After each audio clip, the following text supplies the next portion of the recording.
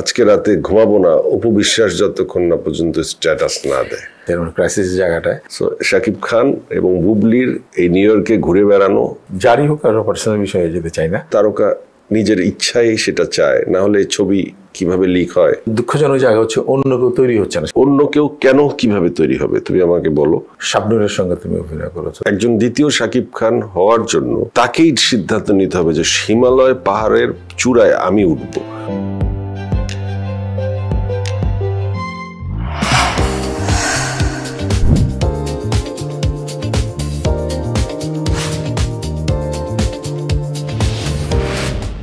শোনো, আমি তোমার একটু কথা বলি।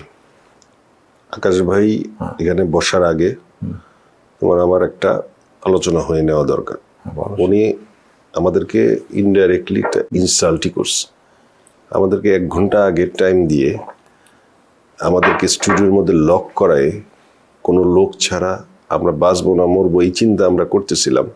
উনি 1 ঘন্টা পরে এসে যদি জয়েন করে, ওনার টাকা আছে বলে, উনি শাহরুখ খানের মতো দেখতে বলে, ওনার টেলিভিশন চ্যানেল আছে বলে ওনারে কি আমরা পাম্মাইরা চলবো? না না না, সেটা অনেকে তাকে বলছে যে শাহরুখ খানের খালাতো ভাই। এটা শোনার পরে আরে মানুষ পাম মারে। না না, পাম না, সত্যি আসলে টোল পড়ে। আর স্লিম এরকম চুলের প্যাটার্নটা এরকম না, ওইটা ওর মজা। এবং শাহরুখ খানের চেয়ে সে লম্বা। শোনো, শাহরুখ খানের চেয়ে লম্বা হোক, শাহরুখ খানের চেয়ে বাইটা হোক, বিষয় এটা না। আমার কথা হচ্ছে সে শাহরুখ খানের ফ্যান, আমি অজয় দেবগনের ফ্যান। আমি তার মতো হওয়ার চেষ্টা করতে পারি। কথার কথা, উনি শাহরুখ খানের মতো উনি ড্রেস পরে, উনি ওনার মতো চলে, উনি ওনার ওয়াইফকে গৌরীর মতো ভাবে, ওনার লাইফটা সেরকম। বাট আমাদের হু কেয়ারস, আমাদের কি? আপনাদের যে লোকটা অপেক্ষা করছে, যান আপনারা চাটা খেতে থাকেন। না, চাটা খাই। উনি 1 ঘন্টা বসায় রাখে নাকি আমেরিকার মতো জায়গায়? এখানে বসায় নাকি? এটা তো আজকে এতক্ষণ আমরা যে ফাউ পেঁচালগুলি মারলাম ওনার অপেক্ষায় না। না দর্শক, এটা ফাও পাচ্ছে না, এর মধ্যে অনেক কিছু চলে আসছে। শুনে থাকলে অসুবিধা আছে, কারণ যেহেতু ওনার স্টুডিওতে আসছি কিছু টাকা পাওয়া যাবে। ভদ্রভাবে ডাইকা পাম্পট্টি দিয়া প্রোগ্রামটা শেষ করো। আর উনি কি শুরু করছে? নাটক টাটক এগুলি কি করে? তুমি শুরু করো। কেন এগুলি করে? কেন অভিনয় করে? কেন টাকার অভাব নাই, কিছুর অভাব নাই, বড় ব্যবসায়ী ভাই। শিল্পী মন তো আছে না, নাকি উনি পপুলার হইতে চাচ্ছে? না না না, শিল্পী মন। তোমার তখন যখন শিল্পী মন কাজ করতে চাচ্ছে তখন তো ওনার টাকা ছিল না। এখন ওনার শিল্পী মনের জায়গাটা আছে যে না, আমার এখন টাকা আছে। সেই মেশিন শুধু নিজে অভিনয় করে না তো, অন্যদেরকে অভিনয় করে। ওই দিন দেখলাম ফেসবুকে নিলয় টিলয় সবাই গিয়ে ওনার সাথে দেখা করছে। যে আসে সাকিব আল হাসান থেকে শুরু করে সবাই যায়। মৌসুমীর সাথে তো অভিনয় করেছে, মৌসুমীর সাথে অভিনয় করছে, সবার সাথে। ঋতুপর্ণার সাথে করতেছে। কি বলে? তাই? তাহলে ডাকো, আন্তর্জাতিক শিল্পী। তুমি সুন্দর করে ডাকতো। আমি তো পরে পাম্পট্টি, আমরা সামনে বসলে পরে একটা পাম্পট্টি দিয়ে ইয়ে করে ফেলাবো। ভাই, যে আকাশ ভাই আসছে, একটু আসেন, পাঠান না আকাশ ভাইকে। আসেন আসেন আকাশ ভাই। আকাশ ভাই, জি ভালো আছি। এটা কি আমাকে বয়স বানাই দিল? আমি সালাম করি না না না, মানে আমার মুরব্বী বানাই দিল। ওনারে সালাম করে মুরব্বী না। একটা জিনিস, মানে আমার মাঝখানে বসাটা কি ঠিক হচ্ছে? না না, এখানে বসাটা তো আসলে ভাই আপনি তো মানে আমরা আলোচনা করতেছিলাম, আমি আর এতক্ষণ আপনার প্রশংসা করতেছিলাম যে বাংলাদেশের শাহরুখ খান যদি কেউ থেকে থাকে সেটা আকাশ ভাই। এত ভালো মানুষ উনি, এত শিল্পী মনা একজন মানুষ, ওনাকে দেখলেই শাহরুখ খানের কথা মনে হয়। না, একটা জিনিস আমি সাচ্ছু ভাইকে বলি যে আপনাদের দুজন লিজেন্ডারির সাথে আসলে আমার বসার যোগ্যতা খুবই নগণ্য। এই জন্য আমি আসতে চাচ্ছিলাম না, অনেস্টলি। যেটা আমি অন্য ভাই বলছি যে আপনারা শুরু করেন। আমি মানুষের যোগ্যতা তার ব্যবহারে, তার কর্মে। আপনি আপনার কর্ম এবং ব্যবহার দিয়ে অলরেডি সবার কাছে গ্রহণযোগ্য হয়ে উঠেছেন। আপনারা যে অনুষ্ঠানটা করছেন, আমি চাই যে আপনাদের লেভেলের বা আপনাদের সাথে যারা সহযোদ্ধা তাদের নিয়ে আপনারা প্রোগ্রামগুলো করেন। সেটা তো শুরু। আমরা তো আসলে প্রোগ্রাম করব বলেই আপনার কাছে আসছি এবং মিটিং করছি এবং ভবিষ্যৎ শুরু করব। তো আপনি তো প্রোগ্রাম শুরুর আগেই যে আমাদেরকে বন্দি করে রাখছেন এখানে, তখন আমরা নিজেরা গল্প করা শুরু করলাম। এবং এই চেয়ারটা আসলে খালি রেখেছিলাম যে আমরা ভাবতেছিলাম যে আকাশ ভাইকে একটা সারপ্রাইজ দিব, যে আমরা এখানে এমন একজন সেলিব্রিটিকে বসাবো যে উনি মুগ্ধ হয়ে যায়। তখন উনি প্রস্তাব করলো যে ওয়াই নট শাহরুখ খান। আমি বললাম যে সাচ্চু ভাই তুমি কিভাবে এখান থেকে শাহরুখ খানকে কন্ট্রাক্ট করে এখনই সেটে আনবা, এটা কি সম্ভব পৃথিবীতে? কোটি টাকা দিলে, 1000 কোটি টাকা দিলে? তখন আমরা দেখলাম যে না, আল্লাহ যা চায় তার একটা কিছু কাছাকাছি দিয়ে দেয়। তো আপনি মনে করেন যে শাহরুখ খানের ডুপ্লিকেট শাহরুখ খান আমরা পেয়ে গেলাম নিউ ইয়র্কের। এইটা কি আসলে পাম দিলেন না বাস দিলেন সাচ্চু ভাই, এটা আমি বুঝতে পারি না। আমার মনে হয় যে আমি কথাটা বললাম, এখন এটা পাম না বাস এটা উনি বলবেন। আপনাদের দুইজনের কালো চশমা পরার একটা পজিটিভ দিক হচ্ছে যে আপনারা কোন দিকে তাকায় আমার বাসটা দিচ্ছেন এটা কিন্তু আমি বুঝতে পারবো না। আপনি সাচ্চু ভাইয়ের দিকে তাকাচ্ছেন না আমার দিকে তাকাচ্ছেন না কোন অ্যাঙ্গেলে দিচ্ছেন, এটা কিন্তু কোনো অবস্থাতেই দর্শকরা কনফিউজ থাকবে। আচ্ছা আকাশ ভাই, আমার একটু বলেন তো, আপনি অভিনয় করলেন কেন? অভিনয় করার ইচ্ছাটা কিভাবে জাগছে আপনার? আমরা নিজেরা অভিনেতা হিসেবে আমাদের ভাব নাই, আমরা স্ট্রাগল করতেছি, আর আপনি এখানে অভিনয় করে বেড়াচ্ছেন, মানে এটা কিভাবে? এটা কি আমি কি চশমাটা পরে কারণ আমাকে বাইরে থেকে বলছিলেন যিনি পিছনে ক্যামেরার পিছনে যারা আছেন বলছিলেন যে বস আপনাকে চশমা নিয়ে যেতে বলছেন জয় ভাই। চশমাটা আমি তো কোনো চশমা আনিনি, চশমা কই পাবো এখন সন্ধ্যার পরে? পরে বললো না বাইরে একটা চশমা আছে, ওইটা ভেরি গুড, আপনি চশমাটা পরেন তাহলে আমরা এটা চশমা শো। ও এটার নাম হচ্ছে চশমা শো।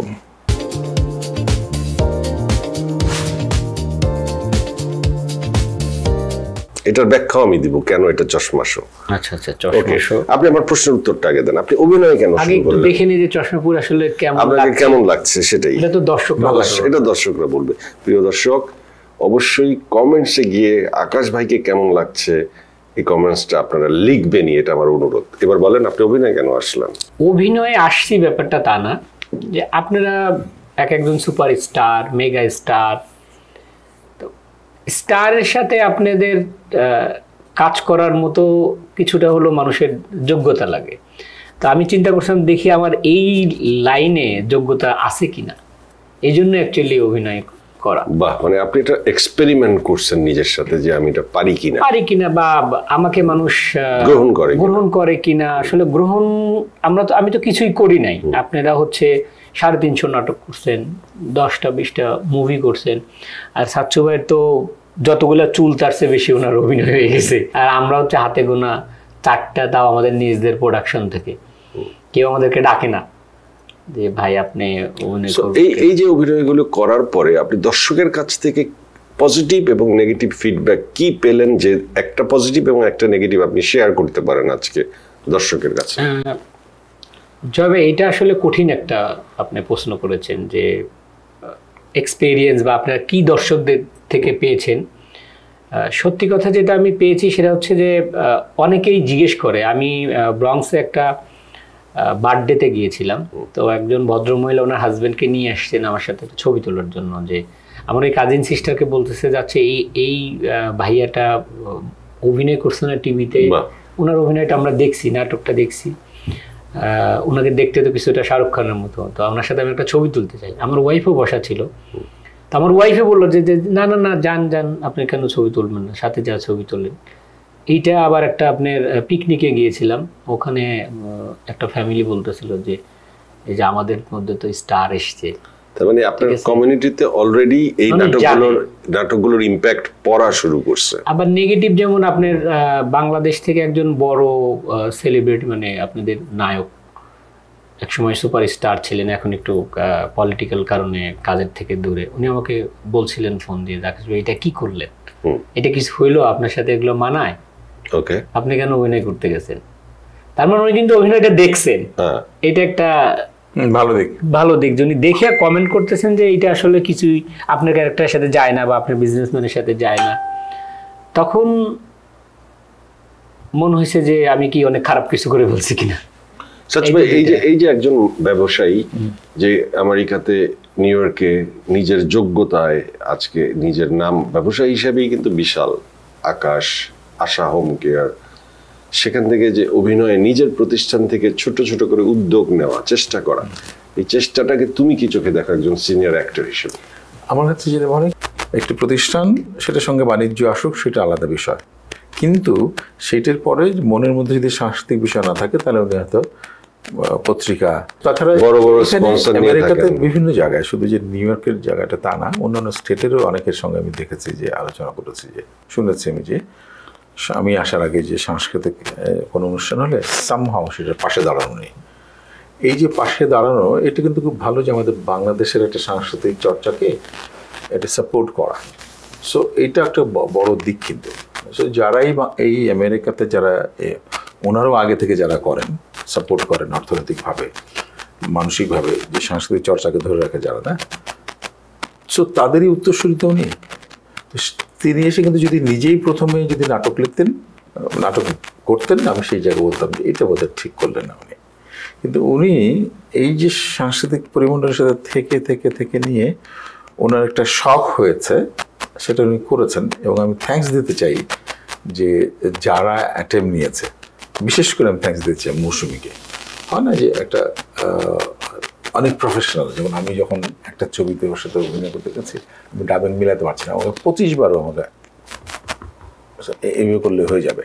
সো এরকম একটা গুণী একজন অভিনেত্রী আমাদের দেশের ফিল্মে, সে যখন এটা অ্যাকোমোডেট করে ওনাকে, বা কোনো একটা নতুন একজন নিউ কামারকে, তখন কিন্তু এটা সাধুবাদ দিতেই হয়। এখন এখানে কিন্তু আমরা বিপক্ষে কোনো কথা বলতে পারি না, এক নম্বর। তো ওনার কিন্তু একটা ইচ্ছা উনি দেখেছেন, টেস্ট করছেন যে আচ্ছা ঠিক হয় কিনা, এবং উনি নিজেও মুখে বললেন যে আমি এটা দেখছি দর্শক গ্রহণ করে কিনা, বা তুমি যেটা বলে এক্সপেরিমেন্ট। সো একটা মানুষ কিন্তু পুরোপুরি অধিকার আছে তার এক্সপেরিমেন্ট করা। এখন যদি এইখানটায় অন্য কোনো অনুষ্ঠান যেতে না দিয়ে, কারো করে আমরা দেখেছি যে অনেক সাংঘাতিক রকম ইচ্ছে করেই হয়তো অন্যকে আটকে রেখে করে, তো সেইটা না করে উনি নাটক হচ্ছে, গান হচ্ছে, অন্যান্য অনুষ্ঠান হচ্ছে, পলিটিক্স নিয়ে অনুষ্ঠান হচ্ছে, তাই না, রেকর্ডিং স্টুডিও আছে, সেরকম একটা পরিমণ্ডলের থেকে একটি মানুষ যে কাঠখোট্টা যিনি ব্যবসা করেন, আমরা কাঠখোট্টাই তো বলি, সেই মানুষের মধ্যে এরকম একটা রসবোধ আছে, সাংস্কৃতিক একটা প্রেম আছে কালচারকে নিয়ে, সেটা আমি খুব সাধুবাদ জানি।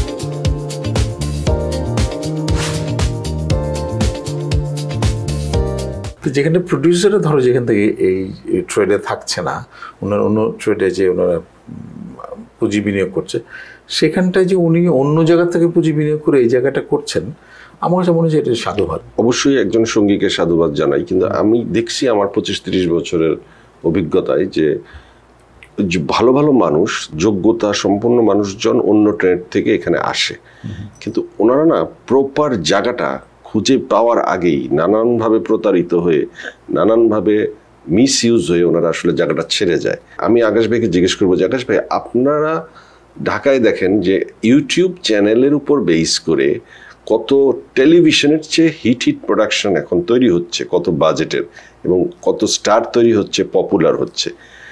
টেলিভিশন চ্যানেল কিন্তু লাগে না এখন, ইউটিউব এবং পেজ যার স্ট্রং আছে, আজকে সুলতান মাল্টিমিডিয়া থেকে শুরু করে আপনার যেই সিএমবি থেকে শুরু করে যাদের আপনার ইউটিউব চ্যানেল, তারা কত টাকার নাটক বানায়, আনবিলিভেবল। এক একটা নাটকের বাজেট 30 লাখও থাকে, তারা কিন্তু টাকা তুলে ফেলতে পারতেছে।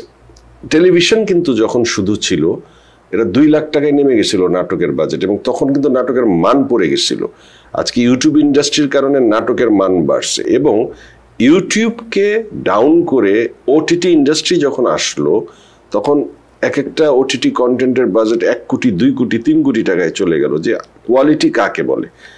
তো ইউটিউবে কিন্তু এখন বেশ ভালো কোয়ালিটি মেনটেন করে নাটক হচ্ছে। সেখানে আপনি ধরেন এই যে এটিভি ইউএসএ, আপনি একটা টেলিভিশন চ্যানেল এখানে আপনি তৈরি করলেন, আপনার এই চ্যানেলকে আপনি আগায় নিতে আপনি কি কোনো চ্যালেঞ্জ ফিল করতেছেন? কারণ ইউটিউব এর থেকে কি একটা ইউটিউব প্রতিষ্ঠিত ইউটিউব চ্যানেল যদি আপনি কিনে, আপনি যদি র্যান্ডম প্রোডাকশন করতেন, আপনার নিজের অভিনয়ের শখ, স্বপ্ন থেকে শুরু করে অন্যদের প্রোভাইড করাও কিন্তু আপনার জন্য অনেক ইজি হতো।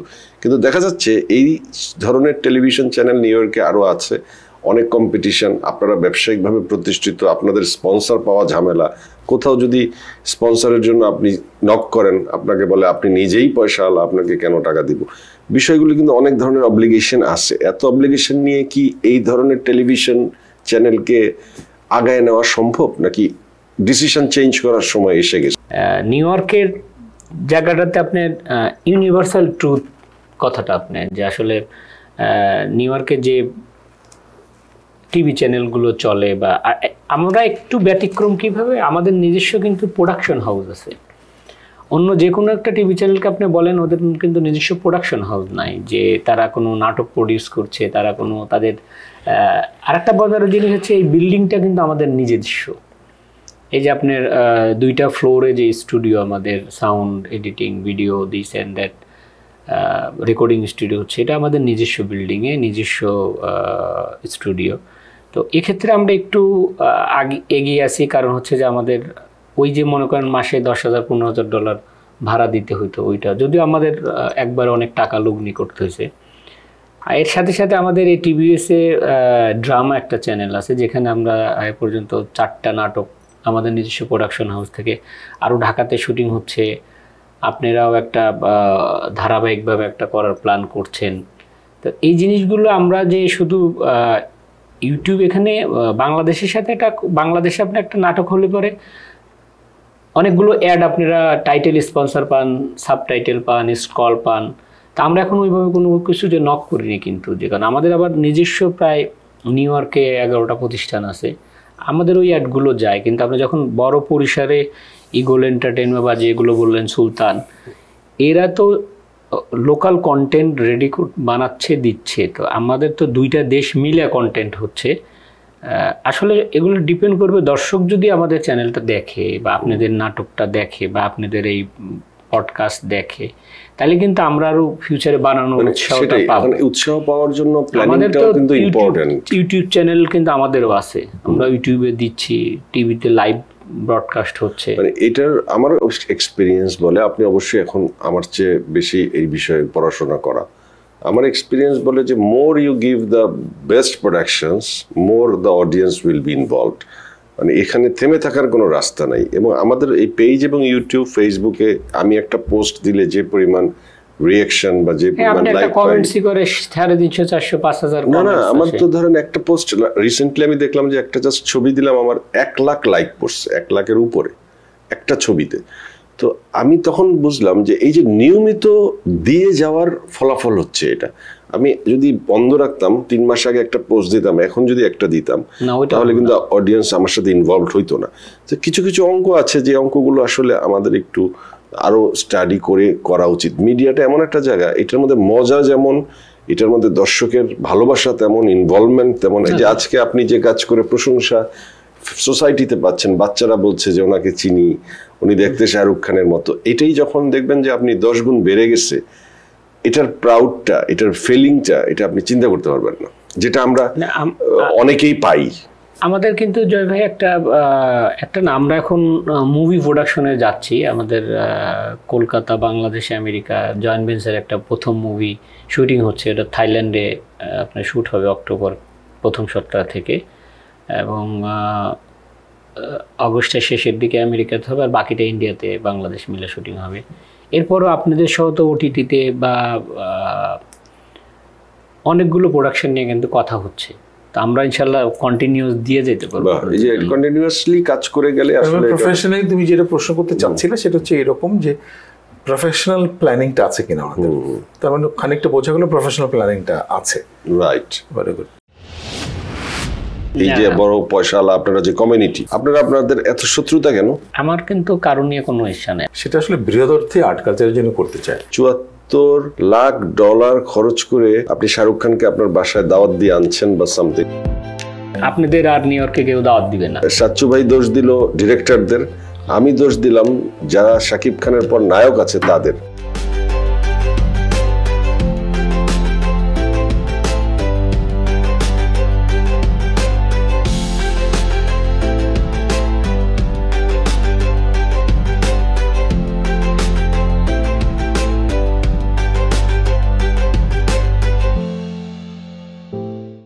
ATV USA, বিশ্বজুড়ে বাঙালিয়ানা।